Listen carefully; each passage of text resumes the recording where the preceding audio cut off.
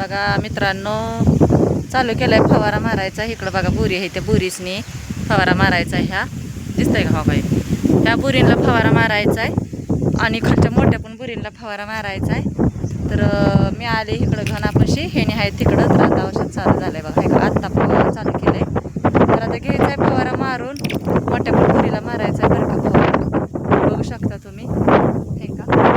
तर औषध हे जाऊ द्यायचं पहिलं औषध, आणि नंतर औषध आले की नाही केलेलं मग औषध मारायचं. तरी बघू शकता तुम्ही कसं आहे वातावरण आमच्याकडचं, कसं नाही नक्कीच सांगत चला. आहे का, तिकडं पिरो आहे तर पलीकडं ती घर आहे बघा. आमचं नारळ दिसतं का नाही, ती घर आहे का. आणि ऊन भरपूर पडले, वाजलेत आता 10:15 वाजले त्या सकाळच्या. फवारा चालू केलाय मी, नाकतोंड बांधलं एकदा का. परत नळे वाढायला सुरुवात झाली, घन हातात असतोय त्यामुळं काही होतं नाही. हे आळीचं औषध आहे, आळीचं औषध असल्यामुळं हे करावं लागतंय. नाकतोंड पॅक बांधते, तुषार येतात ना मग डोळ्यावर, हे असं होतंय.